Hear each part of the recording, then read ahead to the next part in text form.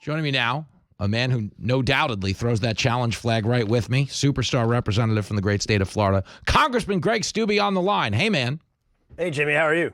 You listen, I'm in two places. I love watching this comeuppance for what the Obama administration and the intel community tried to do to Donald Trump. So that's fun, and we'll get there. But I also have to give a moment to your fellow Floridian, Hulk Hogan. Did you watch wrestling as a kid? Oh, of course. Who didn't? And it's really sad to hear the news today. Nothing can hang with the Hulkster. So I have one question, and then we can move on to the adult stuff.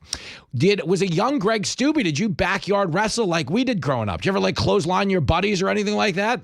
Yeah, and you had the Hulk Hogan T-shirts that you ripped apart, yeah. and you know, and that's you had to. Yeah, you damn right you did. The Hulkster was the biggest pop culture icon of the '80s, probably as famous as anybody. When you think about how big wrestling got, no?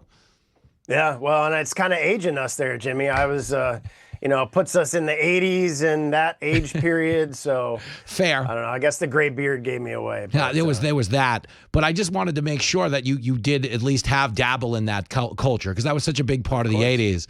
I didn't want your only wrestling experience to be the time your wife kicked that ladder out from under you when you were painting the house.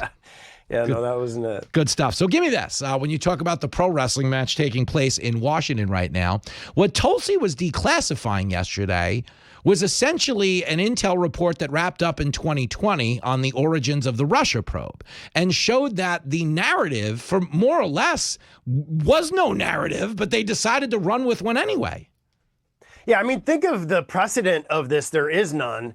You have a president using his intelligence officials to create intentionally a fake intelligence story that then gets perpetrated to the mainstream media, and all the fake news just regurgitates. I think this went on for 2 years. Yep. And then you have committees and Shifty Shift and these kind of guys who was chair of the Intelligence Committee at the time, perpetuating that lie to the American people. And even though all of this has come out, if you do a poll, you look at polling in Democrats, it's still like 60% of Democrats that believe this actually happened. Yep. And it was a created fake story.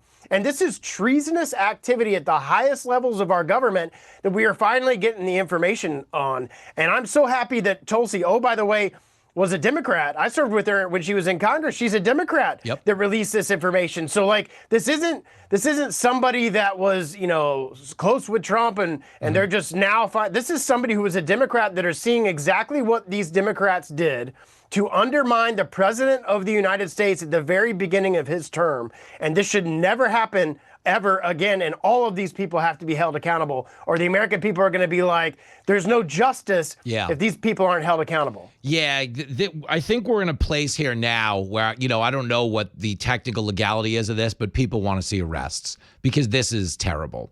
And if that's what accountability means, I don't know. I'm not the legal expert. She said she was just going to refer to them to DOJ and let them figure it out.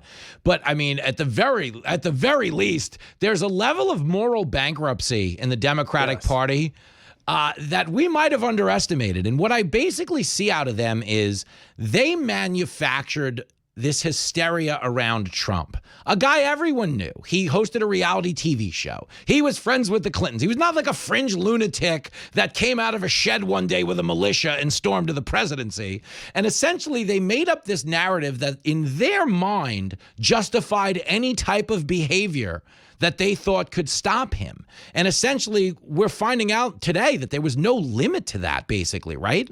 No limit to it, and no limit to it at the highest levels of government. I mean, Obama was involved in these conversations. Yeah. And what Tulsi says is irrefutable evidence that this was a concocted story, and they use the Steele dossier, which the Clinton campaign paid for.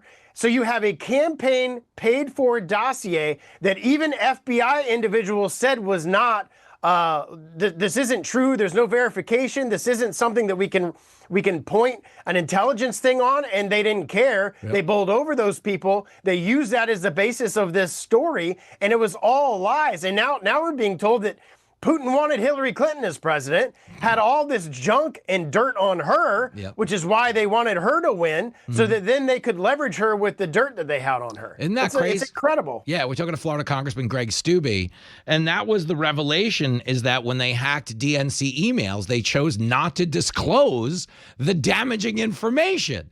And that is hardly the work of a guy that's rooting for Trump, but I think that's the scam of right now, is the media was complicit in all of this, because they were out winning Pulitzer Prizes for covering fake stories. So they don't want to go back and cover this because it's an admission of guilt. And it's kind of the same thing, and it's fascinating. They pushed the fake story about Trump colluding with Russia and hid the real story about Joe Biden being cuckoo for Cocoa Puffs. I don't know that the media recovers from this. Yeah, well, they don't. And you've seen everybody's fleeing mainstream media. At least conservatives are. And I would even say the middle of the country is. Independents.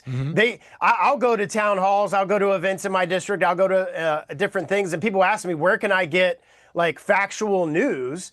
Because they know that NBC, ABC, CBS aren't going to give them facts. And so you've got this perpetuation of lies to the American people, and they're sick and tired of it. Just look at their ratings, and you can see people are fleeing from mainstream media, and they should, because they've lost all credibility on this. Yeah, it's just they're straight activists, man, and you can see it now. It's just activists masquerading as journalists.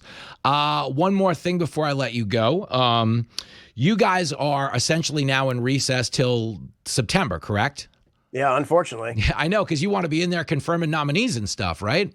Well, the nominees get confirmed in the Senate, but we can be passing. I've filed countless bills on Trump's executive orders. Yeah. Why aren't we making that permanent? Why aren't we now? Granted, some of those aren't going to get 60 votes in the Senate, but we can pass it in the House and put these senators on the board as we go into midterms on these great issues. We have a budget to get done by the end of September, or the government shuts down, which there's not enough time in the 4 weeks of September to do all the appropriations bills. So we're all looking at a CR again, which conservatives like myself don't support. We want to cut spending, not continue the same level of spending. So there's a lot of work that needs to be done.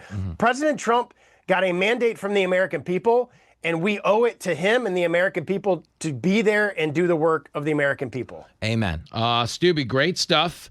I appreciate you not coming on in a Hulk Hogan Speedo today like you wanted to. I was thinking about it, but I didn't have one handy, so I would have had to have like ordered it on Amazon or something. Well, they would have got it here. I don't know how, but they would have got it here by the end of the interview. Next time. We'll have to do it next time. Thank you, brother. Great stuff. We'll do it again. All right. See you. Take care. The great Greg Steube. We are back after this.